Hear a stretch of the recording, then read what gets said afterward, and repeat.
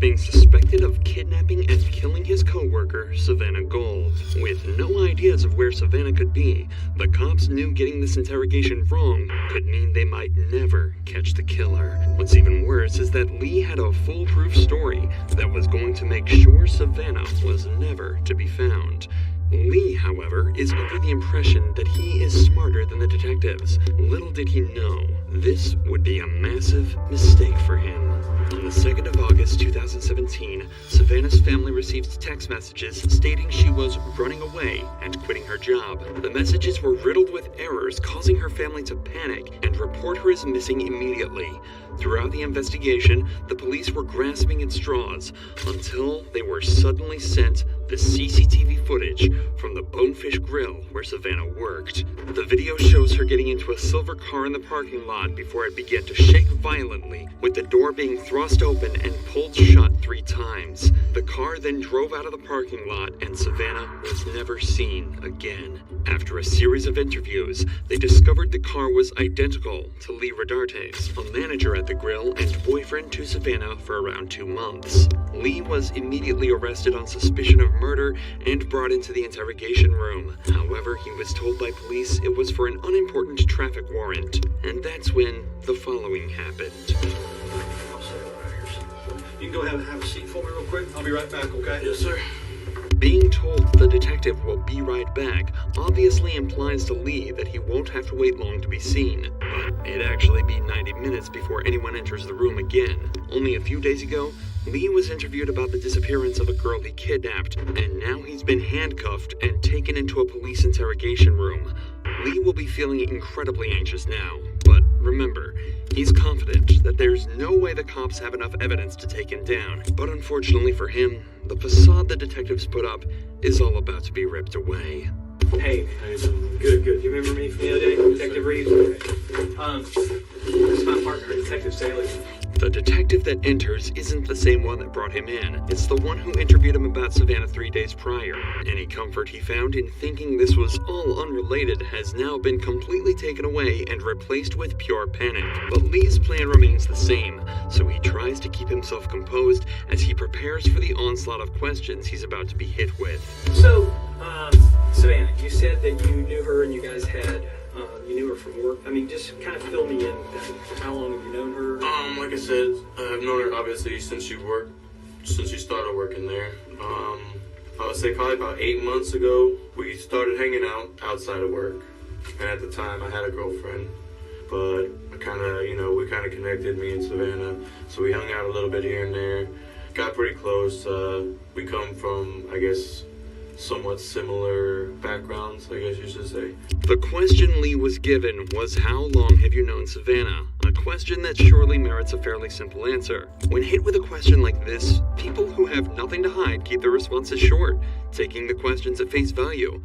But people who feel pressured will usually extend their answers to questions in an effort to seem as though they know what they're talking about. Something Lee will fall victim to. So we kind of connected, hung out for a little while. I'd probably say a period of 2-3 months. Okay. And then she started using drugs a lot. I did them with her a couple times, and then she started to get heavy into them. And oh, gotcha. Okay. So I kind of just tried to take a step back and, put things off. And then probably a month or so ago, I saw Savannah at work and she looked healthy again. She gained a little bit of weight.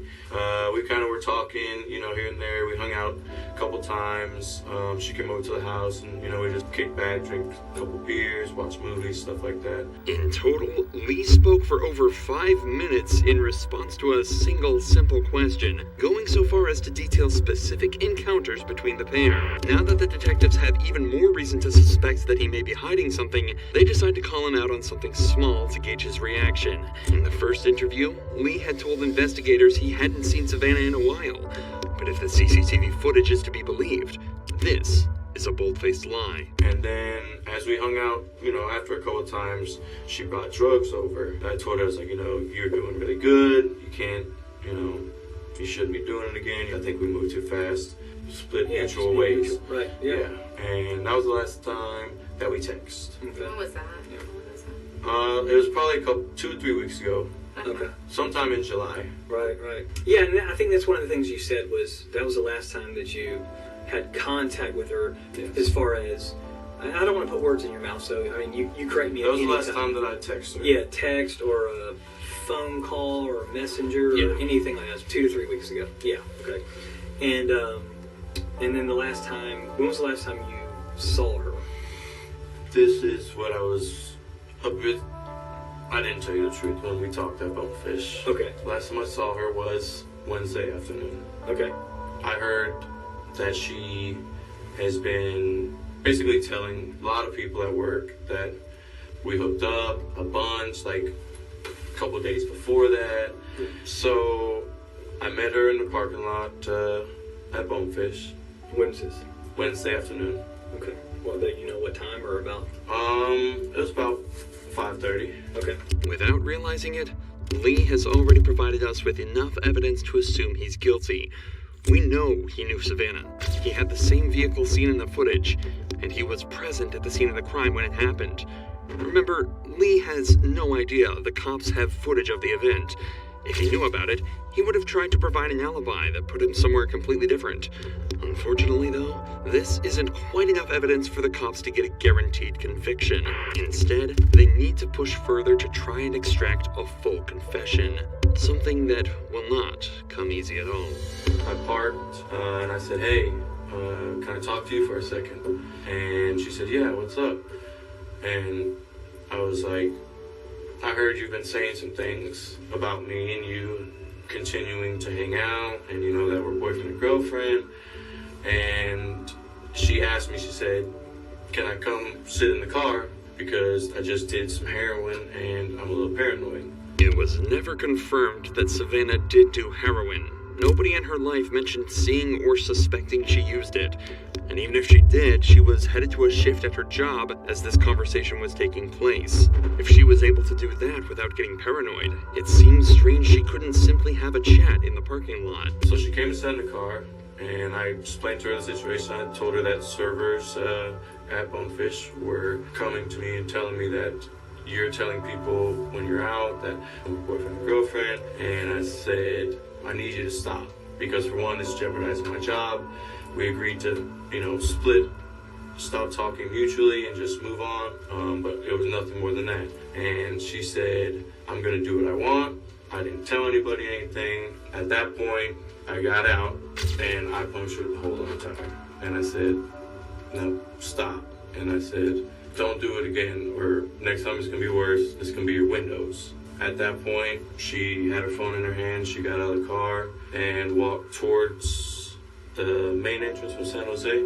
Obviously, this entire explanation was crafted to try and create an alibi as close as possible to what actually happened.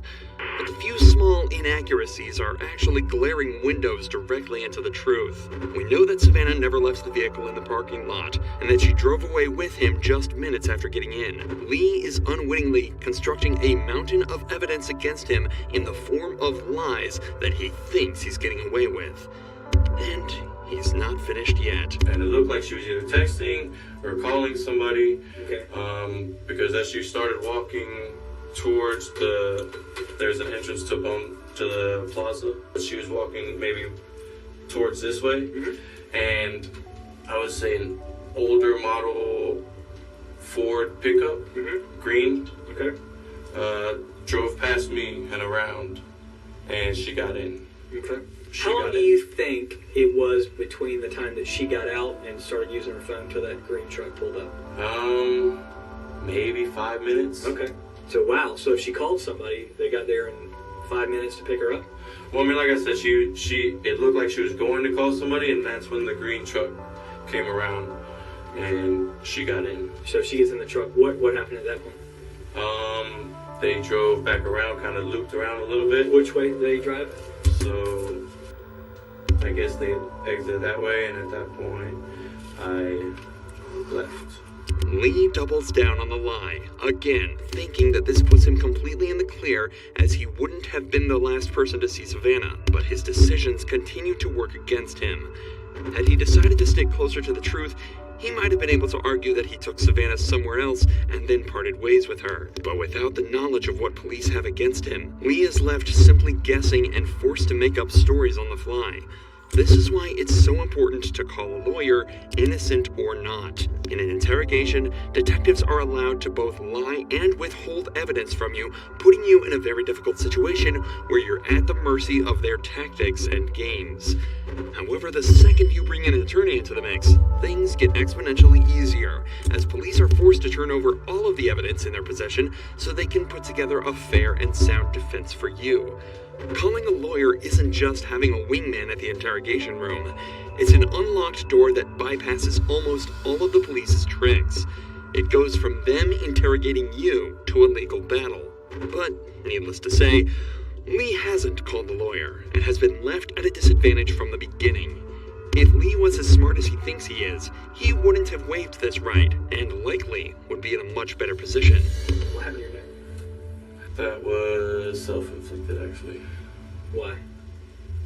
I just have been having kind of a hard time. To your neck? I couldn't. Yeah, I did. And What did you use? a knife.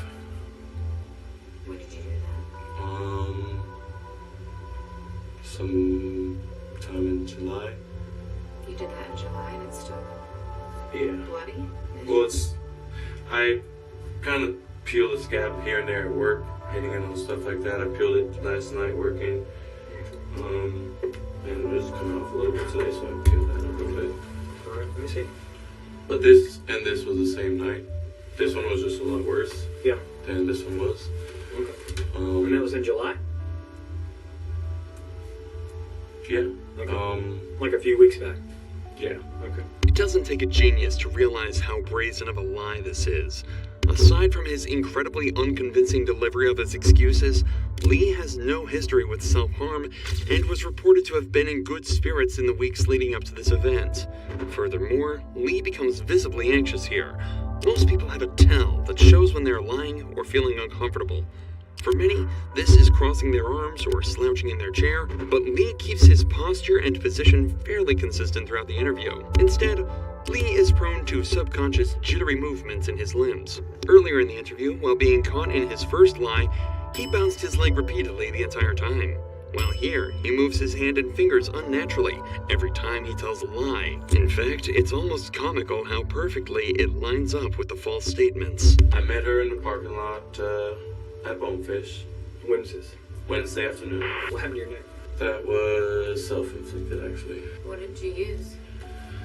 A knife. It's also interesting to note that the detectives almost certainly noticed these marks just seconds into the interview. The decision to mention it now was a conscious one, done to try and build pressure. Lee would likely have anxiety regarding his last big lie about Savannah exiting his vehicle. Catching him so suddenly in a second lie right after will likely amplify these feelings and cause him to feel even more paranoia as the detectives continue. This is also likely why they immediately flip back to talking about the truck right after. Could you see who the person in the truck was? The truck had fairly tinted windows. I saw a baseball cap. Yeah. You see a guy, girl, white, black? I couldn't really tell if it was a guy or a girl. Okay. I just remember seeing the truck drive and her get in. Yeah. And all of a sudden I'm sitting in front and the truck drives right past me. Yeah. And I saw a baseball cap through the passenger window. Okay. But So did it seem like she knew the person? I mean, she got right in. Lee, why didn't you mention this before since we've been looking for this girl? I mean, don't you think that information I mean, is important? it definitely does. And I regret obviously not saying anything before. So when I come up and talk to you yesterday, I'm not threatening. I'm talking to everybody up there. What? Why? I just, I freaked out, to be honest with you. I mean, this girl's missing? yes. Okay. But you know she's been missing. I mean, you had to know something. Obviously, I was the last one to see her, so I was a little bit scared at that. How do you know you just said you weren't the last one to see her. You said somebody in a truck. Well, I mean, the last one to see her at Bonefish. Okay. The last one she's heard from. Right. I had contact with that anybody knows of. Sure. The detective knows he's starting to catch Lee on the back foot, so decides to keep the pressure up. So where's Savannah right now? I don't know. Where would I find her? I don't know. That's my prime objective is to find her. Definitely. And here's a couple reasons I need to find her. One is I'm hoping that she's still alive. And that's really, I really do, I'm holding out for that. And if she's not alive, then I think she and her family are due that knowledge. I think they need some closure. So, where is she? I don't know where she is. Where is Savannah? I don't know. I need to know where Savannah is so I I can don't let her know family where know. she is. You don't know because you had something done with her and you weren't involved in that part? I don't know. Tell me something. What can I work with? I told you the last time I saw her. But that's not true because we have proof. We have proof. And that's why we're sitting here, Lee. At this point, we need this for her. I mean, I look at that little girl and I think of my little girl. My little girl who's her age. That's who I think about. That was my little girl. I couldn't imagine. I don't care what she said about you or whatever, but my little girl is that age. Maybe And you're not telling the truth. Maybe something gets out of hand in the car. I didn't do anything. Okay, you didn't do Okay, anything, but she was okay. in your car. She never got out of your car. She never got out of your car. Lee? This is where the true genius of these detectives start to shine. The initially quiet female detective suddenly starts to speak up. The male detective had a very deadpan, professional demeanor throughout the interrogation, so having that suddenly contrasted by a vulnerable, emotional-looking person being thrust in front of him will likely come as even more of a shock to him, especially as she starts to become more emotive and even starts to beg him. She never gets out of that car. And you drive off. She never gets out of that car. There is no green truck. And that's not right to her. We're fact finders, Lee. I don't have anything personal against you. No, not at all. I mean, it's We're over. just fact Just finders. tell us We're what just happened. doing Where our is she? job. No. Where did you go with her? Where did you go with her, Lee? Be human. You're a human. You're a man. Where did you go with her? I know you're not that cruel inside. Maybe Please. maybe you don't know where she is now. Where did you go with her? Please. I'm begging you, Lee. I know you're not an evil person. I don't see that in you. I don't see that in your history. I don't hear those things about you at work. Is she still at your house? Okay. Is she still in your car? No. Okay. Well, then where is she? What was going on in the back seat? For the doors to be kicked open. She kicked open that door 3 times, Lee. She kicked it. We saw it. And you know I'm not making it up because I wouldn't know this because I wasn't there unless we had video of it, correct? Yes, correct. I'm not trying to trick you. I'm just a fact finder. I mean, she was upset. She tried to slap me. I slapped her. She went to get out. I grabbed her around her waist and said, "Where are you going? Why are you hitting me?" She calmed down and we left. Why would she leave with you after that? Why would I she? mean, we've gotten arguments plenty of times where she says she doesn't care what happens or anything like that. All right. Sometimes people do wrong things, right? Some people make mistakes. This is what you do afterwards. You got a family that needs closure. They're now coming to the reality that she's no longer with us. You want people to remember you as a guy who said, "Okay, look, I'm going to do the right thing." Or do you want your family and everybody else to think that you're some evil, heartless person who won't tell us where she is? I don't think you're that kind of guy. I don't think you're evil. Just tell us where she is. Closure for her family. She was hitting me. She wouldn't stop, and I squeezed back. I squeezed her. Stop. You squeezed her around her neck or around her neck? She just wouldn't let go. I didn't let go. Where is she now? Please tell us where she is. All I want to do is leave me. Spawn on the west side of Club du Clay. Club du Clay? At Longchamp. Yeah. Okay. Just a few days later, a dive team recovered the remains of Savannah Gold, burned and almost unrecognizable, so much so that her cause of death couldn't even be determined. Lee Rodarte pleaded guilty to the 2nd-degree murder of Savannah and in March of 2021 was sentenced to 40 years behind bars.